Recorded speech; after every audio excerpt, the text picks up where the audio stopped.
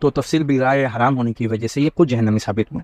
آئیے اب ہم آپ کو بتاتے ہیں کہ ہم ہیں اہل سنت والجماعت، اور ہم قرآن و حدیث کو اپنی رائے سے نہیں بلکہ اسلاف کے فہم سے سمجھتے ہیں۔ اگر یہ آیت منسوخ ہوتی تو مفسرین کرام رسول اللہ کے بعد وصال روایت یہاں نقل نہیں کرتے، اور کسی آیت نے اس آیت کو منسوخ نہیں کیا، نہ ہی رسول اللہ نے اس کو منسوخ کیا۔ آئیے اس آیت کی تفسیر دیکھتے ہیں اب اپلیکیبل ہے کہ نہیں۔ اس آیت کے تحت ابن کثیر نے ایک روایت نقل کیا ہے عتبہ سے۔ عتبہ کا بیان ہے کہ میں حضور صلی اللہ علیہ وسلم کی تربت کے پاس بیٹھا ہوا تھا، جو ایک اعرابی آیا، اس نے کہا السلام علیکم یا رسول اللہ۔ میں نے قرآن کریم کی اس آیت کو سنا اور آپ کے پاس آیا ہوں۔ کون سی آیت؟ یہی سورہ نساء آیت نمبر 64۔ اس آیت کو سنا اور آپ کے پاس آیا ہوں اور آپ کے سامنے اپنے گناہوں کا استغفار کروں اور آپ کی شفاعت طلب کروں۔ پھر اس نے یہ اشعار پڑھے، اور اشعار پڑھنے کے بعد پھر ابن کثیر نے کہا اے ان تمام میں سے بہترین ہستی جس میں پارسائی، سخاوت اور کرم ہے۔ پھر عرابی تو لوٹ گیا اور مجھے نیند آ گئی۔ خواب میں دیکھتا ہوں کہ حضور صلی اللہ علیہ وسلم مجھ سے فرما رہے ہیں جاؤ اس عرابی کو خوشخبری سنا دو، اللہ نے اس کے گناہ معاف فرما کے۔ اسی طرح امام جلال الدین سیوطی نے تفسیر در منصور میں، امام نصفی نے تفسیر مدارک میں، دیگر تفسیروں میں یہ روایت ملتی ہے کہ یہ وہابی کہے کہ یہ حدیث یا یہ روایت ضعیف ہے۔ تو میں یہ کہنا چاہتا ہوں تم نے اپنے موقف پر